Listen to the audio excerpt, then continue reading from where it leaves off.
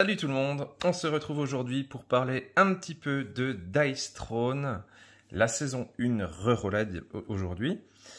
Tout simplement parce qu'il y a un projet de financement participatif qui va être lancé par Lucky Duck Games le 9 mars sur GameFound. Alors je vous conseille vraiment de ne pas le rater. Nous on l'a depuis janvier, celle-ci c'est devenu vraiment un de nos jeux le plus joué. Je crois que c'est le 3e plus joué, alors qu'on l'a depuis très très peu de temps. Voilà. Alors, pourquoi c'est si bon? On va faire un rapide survol des règles, etc. Voilà, moi je possède les 3 boîtes en anglais, donc il y a une 2e saison comme ça avec 8 autres personnages, et il y a un mode coop. On peut imaginer que si le succès est au rendez-vous, Lucky Duck fera la suite, évidemment. Donc j'espère pour vous, en tout cas, que vous ne passerez pas à côté, parce que c'est vraiment très très chouette. C'est un jeu plutôt léger. Moi, je suis plutôt addict de gros jeux à l'allemande de base, mais voilà, j'adore celui-là. Mon chat l'adore aussi. Voilà. Allez, générique, et on démarre! Il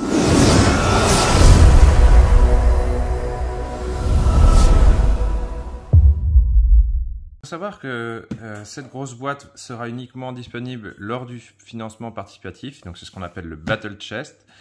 Et sinon, les personnages seront vendus peut-être plus tard en boutique seulement par pack de 2. Voilà, donc moi je vous conseille vraiment le Battle Chest parce que c'est de la balle. Voilà à quoi ça ressemble. On a les 8 persos qui sont chacun dans un rangement individuel. Et là où ils ont vraiment poussé le vice, c'est que voilà, même si on en sort en vertical, qu'on n'en sort qu'un, les autres ne se cassent pas la binette. Alors, un des gros points forts du jeu, c'est que chaque personnage va avoir un style de jeu différent, je vous les présenterai ensuite, et également que la mise en place et le rangement sont juste méga rapides. Voilà.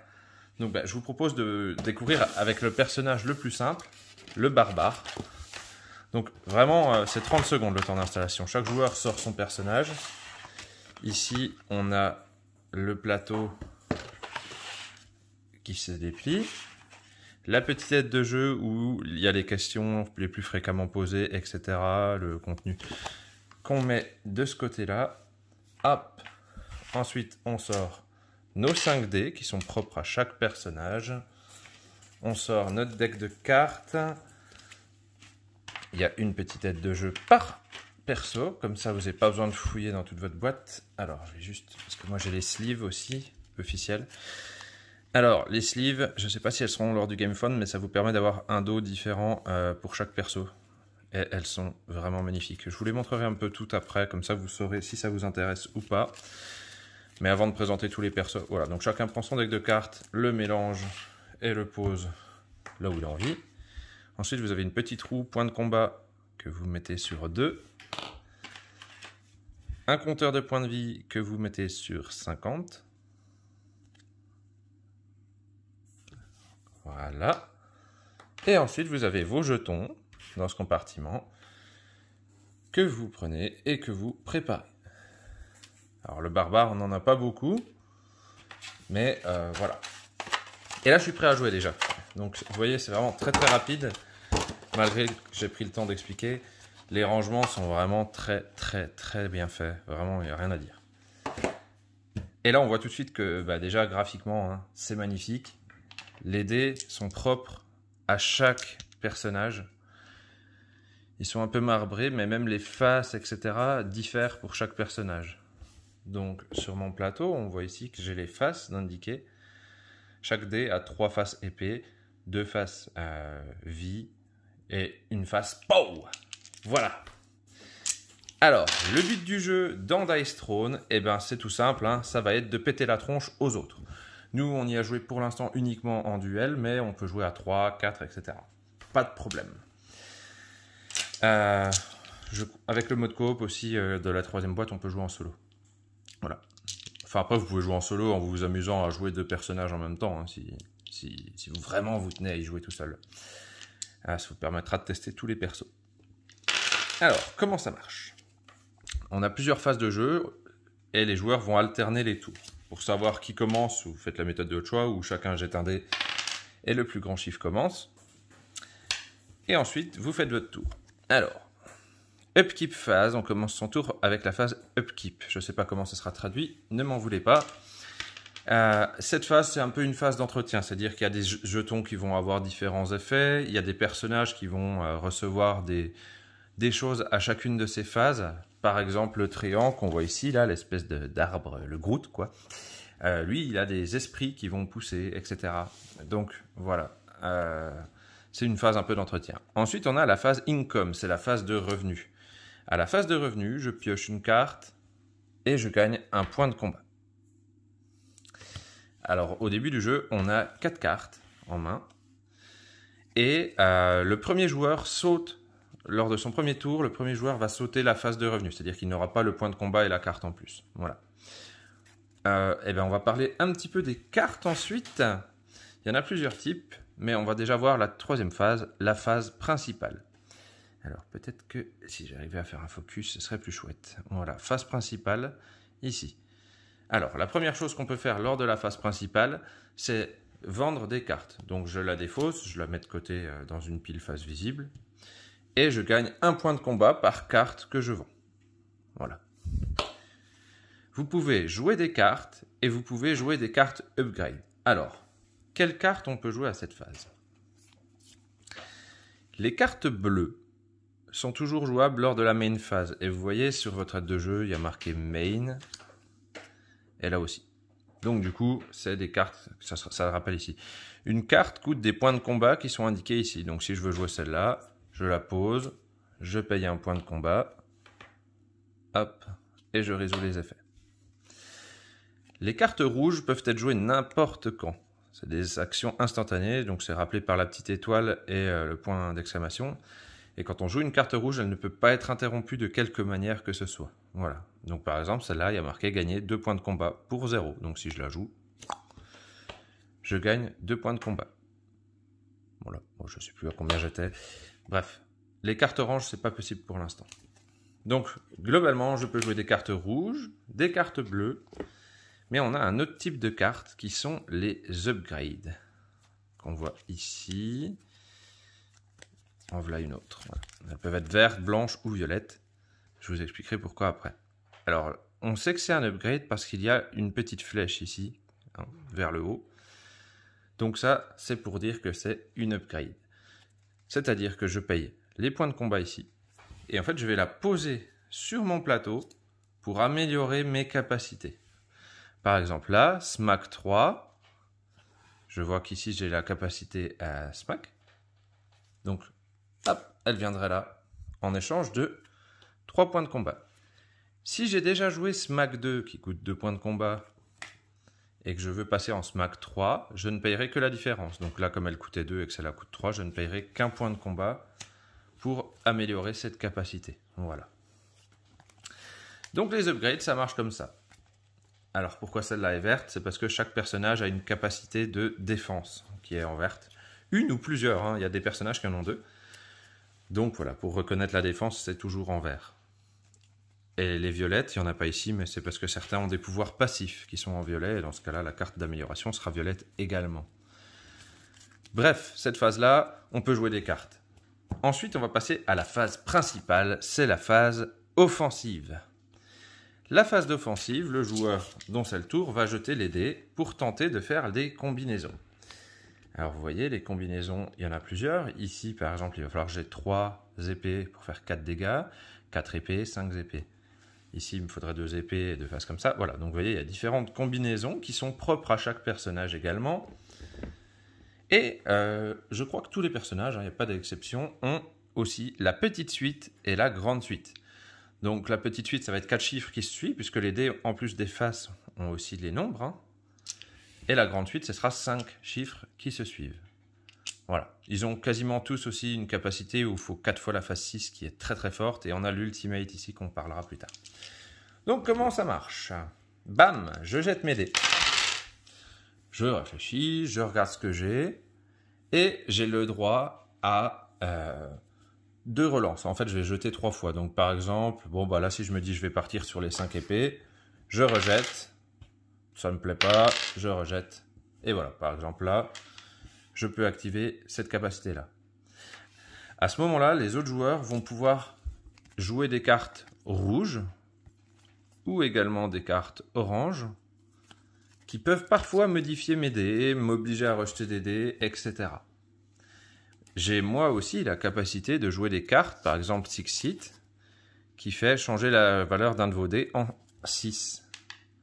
Donc là, ça ne serait pas utile pour moi, mais voilà, ça pourrait. On s'en sert très souvent, évidemment, des cartes pour changer les valeurs des dés. Il faut savoir que les cartes qui changent les dés, il y a un paquet de cartes qui est identique à tous les personnages quand même. Et ensuite, chaque perso a quand même des cartes bien à lui, hein, comme celle-ci. Voilà, ça c'est une carte qu'il n'y a que lui qui a, etc. Bref, donc une fois que les joueurs ont décidé d'arrêter de résoudre le machin, je dis non, je joue pas de cartes, ou on modifie vos dés, admettons qu'on m'échange ce dé-là. Hop, et ben là, voilà, je vais dire, bon, bah du coup, j'ai 4 épées, je peux activer cette capacité. Donc cette capacité est simple, hein, elle fait 6 dommages. Là, ça conclut à ce moment-là ma phase d'offensive. On passe à la phase de targeting. Alors ça, c'est juste si on joue à 2 joueurs, ça sert à rien puisqu'on cible forcément l'autre. Mais sinon, ça permet de choisir quel joueur on va attaquer. Il y a plusieurs règles différentes qui existent. Je ne vais pas les exposer ici. Voilà, il existe plusieurs choses. Vous les découvrirez. Ensuite, on passe à la phase de défense. Le joueur qui est ciblé par l'attaque. Alors une attaque, c'est s'il y a au moins un dégât. Forcément, si je fais cette attitude-là et que je me soigne, eh ben, il n'y a pas de dégâts, donc il n'y a pas d'attaque. Donc le joueur en face n'a pas de défense. Donc la défense, le joueur en face va jeter le nombre de dés indiqué par sa défense. Donc par exemple pour le barbare, ce serait 3 dés. Et appliquer les effets. Alors on a plusieurs types d'effets. Il faut savoir que quand c'est marqué, là par exemple, soigner 2 points de vie fois le nombre de cœurs, et ben voilà, si j'ai 3 fois ce cœur, ça ferait 6 soins. Mais il y a certains autres persos qui n'ont pas ce signe multiplicateur. Je vais vous en sortir un. Voilà, par exemple, l'habilité de défense du ninja. Donc c'est marqué sur la face épée, faites un dégât. Donc dans ce cas-là, hop. Dans ce cas-là, si j'ai plusieurs épées, je ne fais quand même qu'un seul dégât, parce qu'il n'y a pas le signe multiplié. Quand c'est marqué, voilà, sur le signe épée, faites un dégât. Sur le signe shuriken, faites 2 dégâts. Donc là, peu importe le nombre de shurikens, il faut en avoir au moins 1 pour faire 2 dégâts. Si j'ai 3 shurikens, ça ne change rien. Voilà.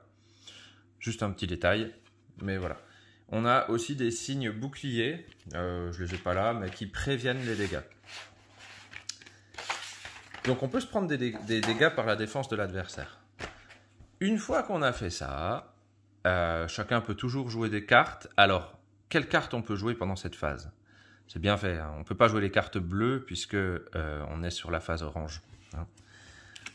Donc on peut jouer les cartes orange et rouge. Et les adversaires peuvent également jouer des cartes orange pendant votre tour pour changer vos dés ou autre. Donc voilà. Dans les cartes orange, il existe des modifieurs d'attaque. Voilà. Donc ça, c'est une carte qui va modifier mon attaque. Par exemple, là, je vais jeter 5 dés, je vais faire un dégât de plus par épée et infliger Consusion. Donc Consusion, c'est un de mes tokens en tant que barbare qui est là. On parlera des tokens après. Donc, on a un certain nombre de dégâts infligés, éventuellement des attaques modifieurs. L'adversaire joue sa défense, va prévenir des certains dégâts. On résout tout ça. Il va diminuer ses points de vie d'autant de dégâts que j'ai fait. Moi, je vais peut-être également perdre des points de vie en fonction de sa défense. Et là, ça conclut la phase d'attaque, la phase de jet de dés. Okay. Derrière, on a à nouveau une main phase, toute simple. La main phase, c'est comme la première. Je peux vendre des cartes, jouer des cartes bleues ou rouges, améliorer mon plateau. Voilà. Et enfin, phase de discard, à la fin de mon tour, je ne peux pas avoir plus de 6 cartes en main, donc si j'en ai plus de 6, je défausse. Alors, avec le barbare, ça va être rare, puisque je pioche une carte par tour, mais voilà, il y a des personnages qui piochent énormément, ça peut arriver qu'on en ait plus de 6, donc c'est vraiment à la fin de son tour. Donc voilà, les capacités sont assez variées, mais il y a une chose principale à voir. Là, les dommages sont en noir, et là, ils sont en rouge. Alors, les rouges, c'est des dommages indéfendables. ça veut dire que l'adversaire n'enclenchera pas sa capacité de défense. Il aura toujours la possibilité de réduire ses dégâts avec des cartes, des tokens, etc. Mais en tout cas, indéfendable, ça porte bien son mot, l'adversaire ne déclenche pas sa capacité de défense. Donc c'est des dégâts très forts. Il existe également des dégâts purs et des dégâts collatéraux.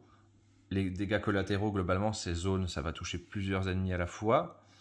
Et les dégâts purs, c'est juste qu'on ne peut pas les augmenter avec des cartes qui augmentent les dégâts, etc.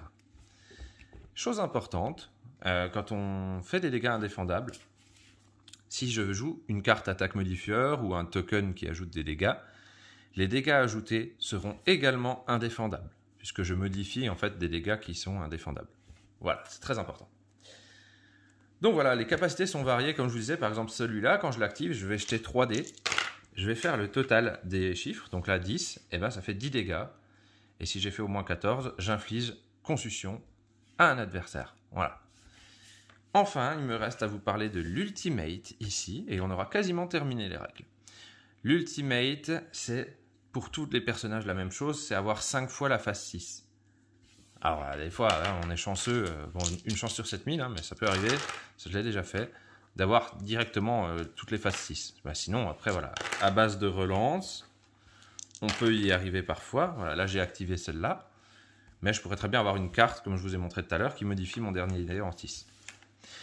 Quand on fait son ultimate, le joueur en face a éventuellement la possibilité de jouer des cartes pour modifier vos dés, s'il en a, hein, attention, on n'en a pas non plus 150, ce genre de cartes. Mais s'il ne peut pas le faire, alors je déclenche mon ultimate et le joueur en face ne peut rien faire. Pas de défense, pas de token qui réduisent les dégâts, pas de cartes qui réduisent les dégâts. L'ultimate, la seule chance que tu as de ne pas te le prendre dans la tronche, c'est de modifier les dés de l'adversaire avant qu'il l'enclenche. Sinon, c'est foutu. Tu te prends forcément tous les effets et ça peut être très violent. Notamment celui du barbare qui inflige stun à l'ennemi et fait 15 dégâts. Alors stun, pour vous dire, quand on se prend un stun, on ne peut réagir d'aucune manière à l'attaque. Et à la fin de l'attaque, votre token stun, vous l'enlevez et le barbare rejoue une phase d'attaque.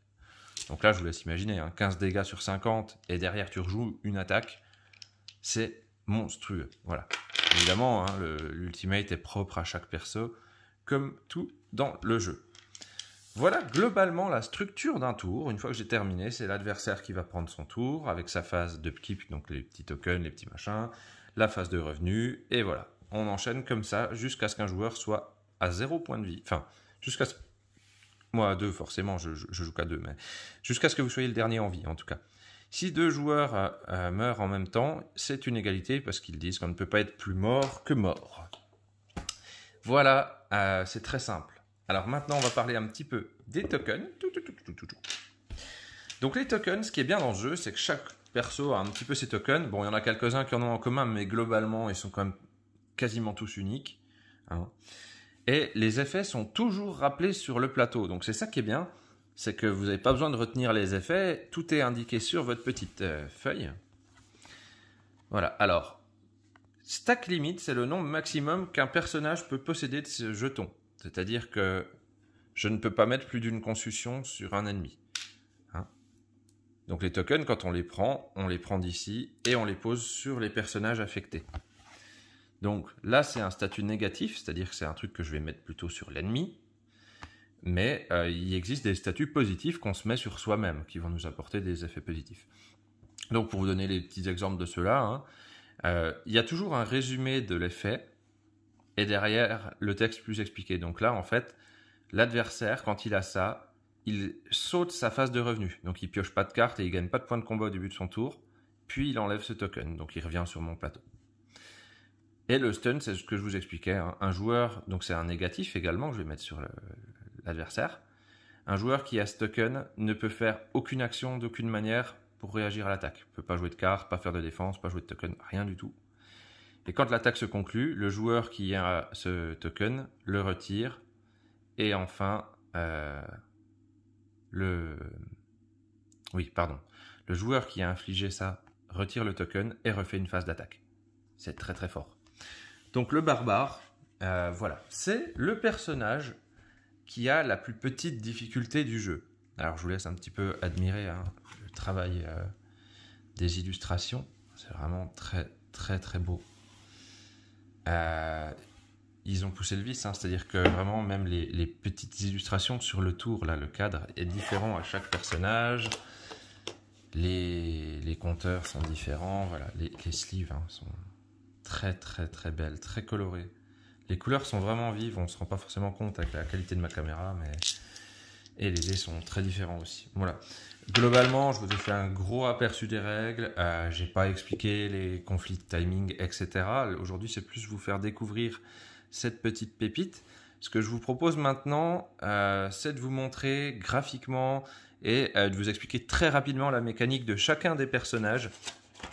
Également, vous montrer chaque sleeve de la saison 1. Ça sert à rien que je vous montre la saison 2 vu qu'elle ne sera pas tout de suite en financement. Cela dit, j'ai très peu de doutes quant au succès du jeu. Il existe d'énormes communautés sur Facebook en anglais et en français. Les auteurs sont passionnés, répondent sans arrêt aux questions sur les groupes, etc.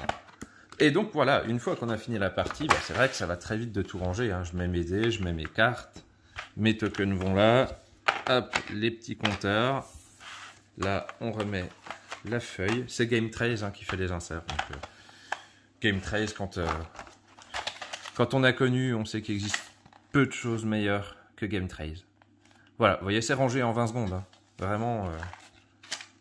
Ah, j'adore. Je pense que ça se voit. Allez, je vous présente un petit peu les autres personnages et vous allez voir que graphiquement, on est sur quelque chose qui n'a rien à voir. Voilà. Alors, l'elfe. Oups. L'elfe de la lune. Voilà, les illustrations sont juste superbes. Enfin, moi, je suis amoureux de l'esthétique de ce jeu. Voilà, les dés. Oups, désolé, une petite alerte. Les dés qui ont leur propre face aussi. Donc, la lune, le pied pour l'elfe et l'arc. Donc, voilà, pareil. Encore une fois, les dés sont vraiment, vraiment très chouettes. Boum! La petite roue de points de combat, magnifique. Les points de vie. Bref, je vous montre les sleeves comme promis. Donc c'est une illustration qui n'est nulle part ailleurs dans le jeu à chaque fois, la sleeve. Il y en a 50, vous en avez besoin de 32, 33 si vous avez la carte promo. Voilà, et les sleeves supplémentaires serviront si vous jouez en coop. Donc on a toute une poignée de tokens qui est différente également. Donc on voit que voilà, tout de suite l'elfe de la nuit, il y a plus de choses à faire. Il y a notamment un statut positif. Voilà. Alors, l'elfe, comment ça se joue? Difficilement. L'elfe, il faut savoir que c'est un personnage qui a une des meilleures défenses du jeu quand elle s'active. C'est-à-dire, je jette 5 dés.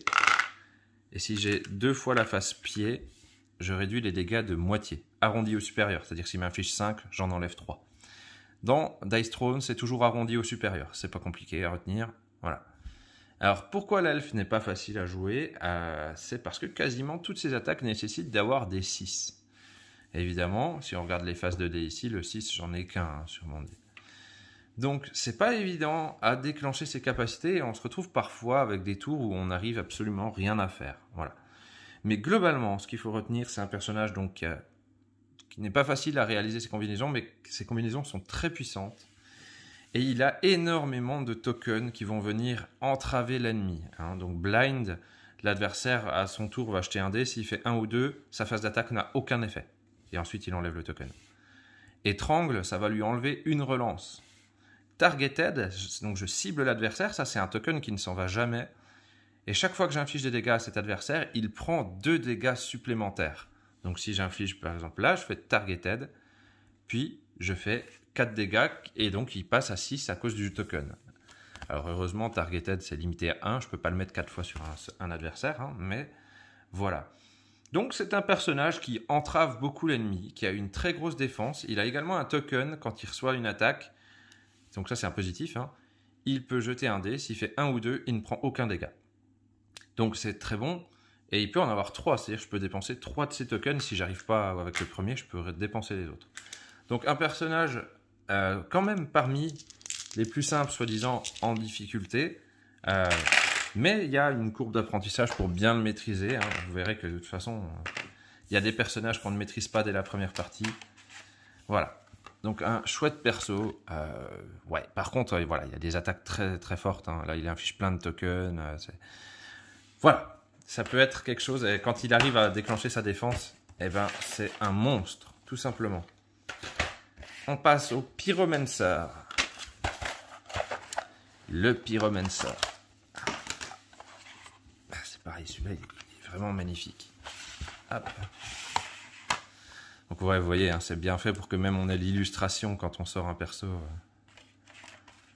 C'est toujours très très beau. Voilà. Hop. Compteur de points de vie, de points de combat, le compteur de points de vie. Je vous montre les sleeves. Oups. Voilà. Et les dés. Donc voilà, très beau aussi. Alors lui, il a 4 faces différentes et il y a 3 faces qui ne sont présentes qu'en une fois. Alors, majoritairement, on va avoir des flammes. Donc ça va plutôt bien se passer, mais les autres faces sont pas si simples que ça à obtenir. Hein. Elles sont aussi rares que des 6. On a toujours les petites suites, grandes suites évidemment. Et on a un panel de tokens assez grand. Voilà. Le Pyromancer, c'est quoi ses capacités? Alors, il peut un petit peu choquer les os, ce qui fait qu'ils vont devoir dépenser des points de combat s'ils veulent attaquer. Ils peuvent mettre une brûlure sur un adversaire qui va recevoir du coup 2 points de dégâts à chacun de ses tours, durant la première phase. Et Fire Mystery, alors ça, c'est le plus important, la maîtrise du feu. C'est des tokens qu'on met sur soi et qui n'ont aucun effet. Au début de chacun de nos tours, pendant la phase d'upkeep, on en enlève un. On a de base un maximum de 5. Et on a beaucoup de nos attaques en fait qui dépendent de ce nombre de tokens qu'on a sur nous. Donc on va chercher à en stocker. Et quand on en a plein, alors là ça tabasse quoi. Hein, on peut regarder la grande suite, par exemple, je gagne 2 Fire Mystery, puis je fais 4 dégâts plus 2 par Fire Mystery. Donc si j'ai mes 5, c'est une attaque de 14. Voilà. De base, on est limité à 5, mais on a quelques capacités, il me semble, qui permettent d'augmenter ce nombre maximum. Je ne sais plus. Il me semble que ça existe. En tout cas, peut-être c'est une carte qui fait ça. Mais voilà. Donc lui, il tape. Même de sa défense, elle tape, elle défend pas. Donc c'est un personnage qui va vraiment mettre vos points de vie à rude épreuve quand vous êtes en face. Il peut très vite vous descendre.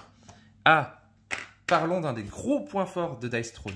L'équilibrage des personnages est incroyable. Non, mais on a fait avec ma copine un concours où chacun prenait une saison. Donc elle a pris la première et moi la deuxième. Et à chaque fois qu'un de nos personnages mourait, on devait changer. Et on a alterné quasiment tout le long les victoires. Elle gagnait, puis je gagnais, elle gagnait, puis je gagnais. Donc chaque perso a gagné et perdu quasiment une fois à chaque fois. Et à chaque fois, ça se joue à 1 ou 2 tours près. Alors que pourtant, il y a beaucoup de hasard et que les personnages sont radicalement différents. Mais il y a un équilibrage. On ne peut jamais dire à l'avance. Il n'existe pas de personnage plus faible en fait dans ce jeu. Il n'y en existe pas de plus faible, il n'y en existe pas de plus fort. Il y en existe que vous préférerez peut-être. Mais jamais un match n'est joué à l'avance. Et ça, c'est vraiment incroyable. Et c'est vraiment, ça fait l'unanimité hein, sur le groupe. Les gens reconnaissent l'équilibrage de ce jeu. C'est exceptionnel. Allez, le voleur de l'ombre. C'est-il pas beau? Hop.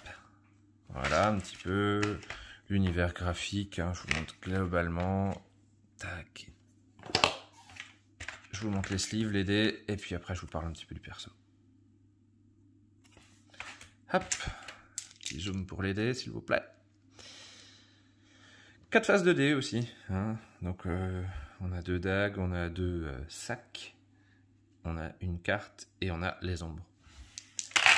Alors, que dire sur ce personnage? Ce personnage joue énormément avec les points de combat. Gagner 3 points de combat, puis infliger la moitié de vos points de combat en attaque. Donc lui, il va aller chercher à en stocker le plus possible. Voilà. Les points de combat, on n'a pas le droit de dépasser 15. Les points de vie, on démarre à 50, on n'a pas le droit de dépasser 60, pour info.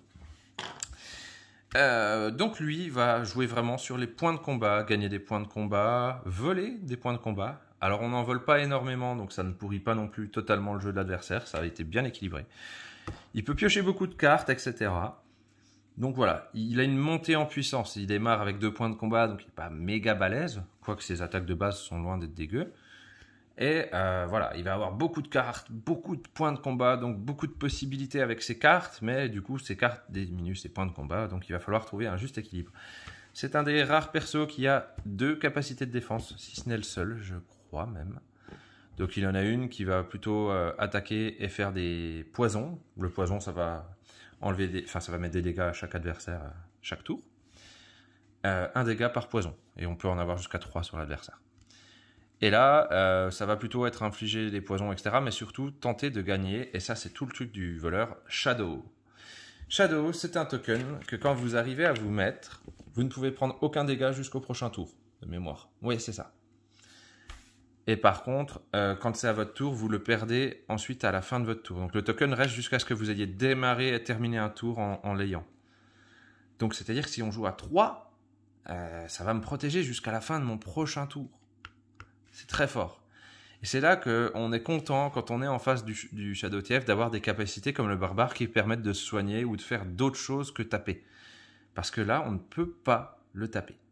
Alors évidemment, il existe des cartes pour virer les tokens, ou même pour se les approprier. Donc là, le mec, il te pique ton token comme ça, et c'est lui qui est invisible, entre guillemets, pendant un tour.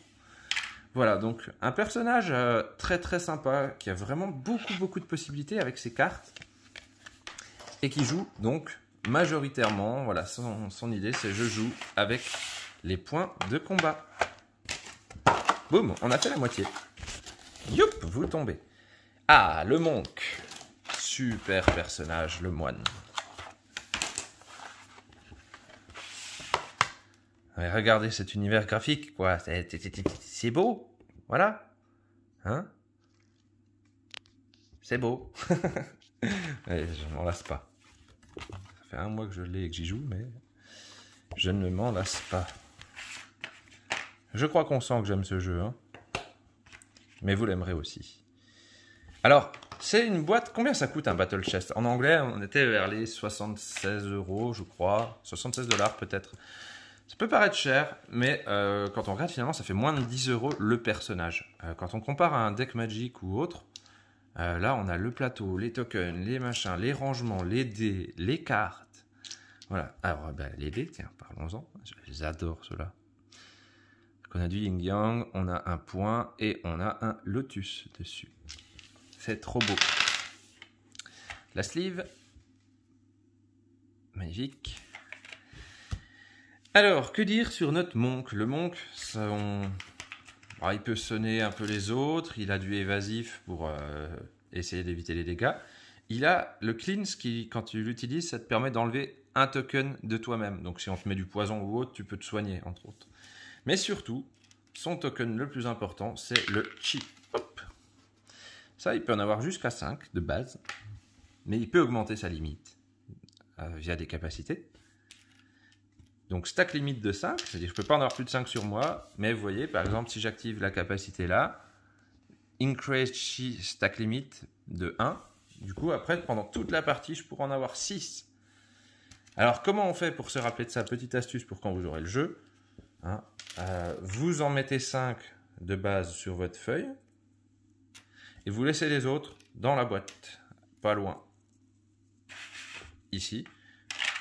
Et quand vous augmentez votre limite, simplement vous en sortez un de plus que vous mettez là. Voilà. Alors, lui, il tape globalement, il se soigne et surtout, ce qui est important, c'est les chi. Donc, à quoi ça sert? En fait, à chaque fois que j'attaque, je peux dépenser un chi pour augmenter de 1 mon attaque. Donc, si j'en utilise 3, j'augmente de 3. Et chaque fois que je reçois des dégâts, je peux dépenser un chi à la place pour prévenir un dégât. Donc en fait, ça, c'est soit de l'attaque en plus, soit prévenir des dégâts. Et donc, tout est basé sur le fait de regagner ces chi à travers notamment la méditation, qu'on voit ici. Méditation, vous gagnez 5 chi. Et ensuite, soit évasif, qui permet d'esquiver les dégâts, soit cleanse, qui permet de vous enlever des tokens négatifs. Voilà, c'est un personnage qui est très très apprécié. Il n'est pas très compliqué à jouer. Néanmoins, il y a un truc à remarquer. Hein. La phase point, on n'en a qu'une. Donc, c'est aussi rare qu'avoir des 6. Voilà. J'ai oublié de vous montrer un petit truc. Je vais le faire vite fait. C'est un truc que j'adore aussi. Dans les cartes amélioration. Alors parfois, dans les défenses, celle-là, par exemple, ma défense de base, c'est 4D. Là, je passe à 5D. Vous voyez, voilà. Bref, un petit truc comme ça. Voilà, par exemple. Cette amélioration de Lotus Strike, si je la joue, j'ai une nouvelle capacité, une nouvelle combinaison, en fait, qui s'ajoute. Il y a pas mal de cartes comme ça qui vous rajoutent des combinaisons. Et généralement, elles sont faites de telle sorte que quand vous tentez de faire celle du haut, si vous vous foirez, généralement, ça déclenche la nouvelle que vous avez ajoutée.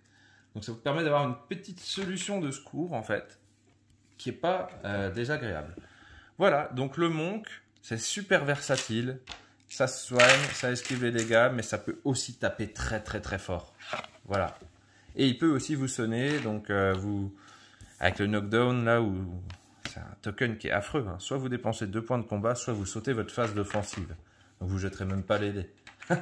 Autant dire que généralement on vend les cartes qu'on a en main si on peut, si on n'est pas capable de payer. Oups, je vais ranger ça et on va regarder les 3 derniers. On va passer au paladin. J'adore ce personnage. Je l'ai joué hier pour la première fois et j'ai vraiment adoré. Voilà un petit peu graphiquement. Paf. Ah oui, alors lui, il a beaucoup de tokens. La petite roue, les points de combat, les dés. Alors, boum, 4 faces. On a des épées, on a des casques, on a des prières et on a de la vie. Oui, c'est un genre de paladin vachement croyant, etc. Hop, la sleeve. Sublime. Always. Ah, voyez là, un pouvoir passif. Donc ça, c'est pas une capacité que je peux activer avec les dés. Ça dit, à chaque fois que je peux toujours rejeter un de mes dés pour un point de combat. Donc si j'ai 5 points de combat et que j'ai besoin de rejeter un dé plein de fois, voilà, pour activer des combinaisons. Ou je peux piocher une carte en échange de 3 points de combat, ce qui est assez cher. Honnêtement, je ne l'ai jamais fait pendant ma partie, mais ça peut aussi vous sauver la vie. Globalement, comment celui-ci se joue? Quels sont un petit peu ses trucs à lui? Alors, globalement, ça va jouer avec 2 de ces tokens, majoritairement. On va toujours tenter d'avoir ces deux-là. Celui-là fait plus 4 dégâts sur une de vos attaques, à condition que votre attaque fasse au moins 5 dégâts de base. Donc ça ne marcherait pas ici, par exemple. Et celui-ci rend votre attaque indéfendable. Donc en fait, on tente souvent de les avoir les deux. On lance une attaque, peu importe, hein, par exemple celle-là qui fait 8, plus 4, 12, et indéfendable. Voilà, c'est ça son truc. Donc on ne va pas chercher à taper tous les tours, on va chercher globalement de faire soit celui-là, soit celui-ci.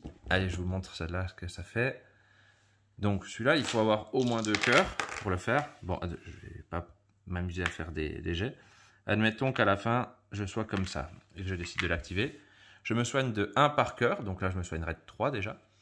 Puis je jette 2 dés et ensuite je gagne une tripotée d'effets. Voilà. Donc l'avantage, c'est que ça ne déclenche pas la défense de l'adversaire. Et ensuite, ça va nous donner plein de choses intéressantes. Donc globalement, on tente de se mettre des tokens et après de jeter une grosse attaque en les utilisant. Il a une super défense. Ce qui est bien, c'est que n'importe quelle phase de ces dés fait un effet en défense. Il va pouvoir prévenir des dégâts, il va pouvoir taper, il va pouvoir gagner des points de combat. Voilà. Et il a également 2 autres tokens qui sont très forts. Celui-là, vous renvoyez la moitié des dégâts. C'est un token que vous utilisez quand on vous attaque. Et ça renvoie la moitié des dégâts dans la tronche de l'autre. Enfin, c'est pas que ça les renvoie, c'est ça les inflige également. Voilà. Donc si on vous inflige 10 dégâts, vous le dépensez et vous en infligez 5 à l'autre. Et on a celui-ci, Protect, qui à l'inverse va réduire les dégâts de moitié. Donc, typiquement, je vous ai dit que les tokens se résolvaient tous en même temps. En réalité, je vais vous parler vite fait du timing quand même. Admettons que j'ai une attaque de 10. Je fais ma défense, les attaques, les cartes, machin, les tokens. On commence par résoudre les plus et les moins. C'est-à-dire que si j'arrive à prévenir 3 dégâts, on commence par ça. Et ensuite, on résout les trucs qui sont multipliés ou divisés. Donc typiquement, ces tokens qui font moitié des choses. Donc admettons, on m'attaque de 12. J'arrive à prévenir, parfait, pile ce que je voulais. Non, là j'en préviens 4 par exemple. Donc il en reste 8. On commence par les additions et soustractions, donc ça en préviendrait 4 des 8 qui restent. Si j'arrive à l'avoir 2 fois, je vous dis pas comment on fait, mais on peut. Voilà. Il y a une stack limite de 1, mais on peut l'utiliser 2 fois en fait. Alors, globalement, je l'utilise. Il y a une carte de défense qui permet d'en gagner 1. Si je joue 2 fois ça, je préviens 2 fois la moitié. Donc s'il y a 8, celui-là préviendra 4, et le deuxième que je jouais préviendra 4 aussi. Donc c'est pas la moitié puis la moitié de la moitié. Hein. Donc admettons, on m'attaque de 8. Si je joue ça, j'en préviens 4. Et si je joue ça, j'en renvoie aussi 4. J'en renvoie la moitié des 8.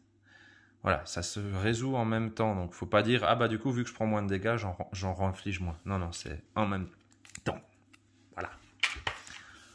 Et puis ça, c'est un truc que vous obtiendrez très rarement, mais c'est un truc qu'on peut pas vous enlever. Hein. Une fois que vous l'avez, ce token, il est irremovable. On peut pas le transférer, pas l'enlever. Et en gros, ça fait que quand vous mourrez, vous revenez en jeu avec un point de vie. Donc ça vous fait gagner un tour. Et quand on sait que le jeu se joue souvent à un tour près, quand on arrive à avoir ce token, c'est chouette. Comment on gagne ce token? Avec son ultimate uniquement. Donc c'est très rare de le gagner. Paladin, voilà, très défensif, très stratégique. On va pas chercher à taper tous les tours peut-être, mais voilà, on va tenter de faire différentes choses. Le ninja. Si je les ouvre dans le bon sens, ça ira mieux. Voilà. Oh, bah mes tokens ne sont pas restés à leur place. J'aurais dû le ranger dans le mauvais sens. Bref, c'est pas très grave. Voilà, la petite roue de point de vie. La sleeve, ah, elle est super belle celle-là. On a été coupé puisque la vidéo avait atteint 4 Go, c'est le maximum se disant. Donc ouais, voilà, les sleeves très belles. Allez, un petit focus sur les dés vite fait. Voilà. Alors, le ninja, que dire? Il va chercher à empoisonner beaucoup les autres. Il va chercher à avoir des bombes de fumée. Les bombes de fumée, en fait, vous jetez un dé. Et je me rappelle plus en fait. Ah ouais, quand on vous attaque, si vous faites 1, 2 ou 3, vous prenez aucun dégât. Voilà, donc c'est une très très bonne défense ça quand vous arrivez à l'avoir. Et surtout, il va jouer avec ses ninjutsu. Donc c'est les tokens, on peut en avoir jusqu'à 3. Et après avoir attaqué, quand vous en utilisez un, vous jetez un dé. Si vous faites 1, 2, 3, ça fait un dégât. Si vous faites 4 ou 5, ça fait 2 dégâts. Si vous faites un 6, soit vous ajoutez 2 dégâts, soit vous empoisonnez l'adversaire, ou soit vous rendez l'attaque indéfendable. Donc lui, il va vraiment jouer sur ses tokens qui boostent ses attaques, etc. C'est un personnage qui n'est pas très compliqué à jouer. Il y a un niveau de difficulté qui est indiqué derrière. Ouais, il a une difficulté de 2, donc on est un petit peu au-dessus du barbare parce qu'il y a un peu plus de tokens, mais globalement, ça joue très très bien. Voilà, c'est pas le perso qui a son caractère le plus marqué, mais quand même, ouais, le fait d'empoisonner l'autre, d'esquiver facilement les attaques et avoir ces tokens qui boostent ses attaques, et ben mine de rien, voilà, c'est quand même un petit peu un style de jeu à lui. C'est sûr que ce ne sera pas aussi marqué qu'un pyromancer ou autre, mais il n'en reste pas moins très très agréable à jouer. Vraiment celui-là, super sympa. Honnêtement, voilà, il y a quelques persos qui sont plus techniques, un paladin par exemple, où on peut avoir moins de plaisir au premier abord, mais au final, voilà. Et le dernier, c'est Groot.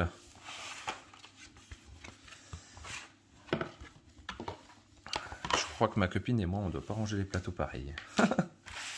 Hop, voilà. Alors là, vous êtes sur le perso le plus complexe de la boîte, en termes de complexité, soi-disant. Reste à voir si... j'ai l'impression que le paladin est peut-être plus technique que celui-là. Mais bon, en tout cas, il est très original, je vais vous montrer. Hein, point de combat, la petite roue avec les points de vie. Ah, elle est belle, celle-là. Paf! Voilà. Alors, c'est le seul perso qu'on n'a pas encore joué. Parce que ma copine a gagné le concours avant. Donc, elle n'a pas eu le temps de jouer ce personnage. Les dés. Trop beau.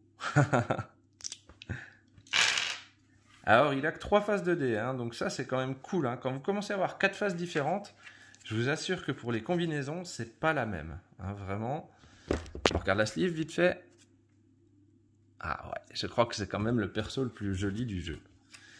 Alors, lui, il a des compagnons. Les compagnons, En fait, tous les tokens qui n'ont pas juste une taille et une forme identiques à ceux-là, là, ronds et de cette taille, c'est des tokens qui ont une particularité. Par exemple, on ne peut pas les enlever, etc. Donc là, ça, c'est des compagnons. Ils ne sont pas affectés par tout ce qui va enlever des tokens ou autre. En fait, les compagnons, c'est un autre type de token. Et on ne peut pas vous embêter avec. Donc, comment il marche, notre tréant? C'est quoi son truc? Bon, bah, déjà, il tape. Voilà. Il peut se soigner avec ce token-là. Ça, c'est du soin. Ça fait des dégâts pour chaque relance adverse. Mais surtout, ça va être ses esprits. On a 3 esprits comme ça, 2 comme ça et 1 comme ça. Alors, on voit que là, il y a une capacité fertilise. Comment on pourrait appeler ça? Fertiliser. À chaque phase upkeep, vous faites grandir un esprit. Alors, grandir un esprit, qu'est-ce que c'est? Soit c'est prendre le premier esprit le plus petit, la graine, soit vous transformez la graine en sapling spirit, je n'ai pas traduit, ou soit vous transformez un sapling spirit en druide. Voilà. Donc vous avez le choix, soit faire grandir une petite graine, vous pouvez en avoir jusqu'à 3, soit faire grandir une graine en sapling spirit, vous pouvez en avoir jusqu'à 2 sur votre plateau, ou un sapling spirit en druide. Et vous voyez, par exemple, la capacité ici va dire piocher une carte et faites grandir 3 esprits. Donc là, je peux faire arriver 3 graines, ou je peux faire 2 graines, et une des graines va augmenter en comme ça. Voilà, il y a vraiment plein de choses à faire.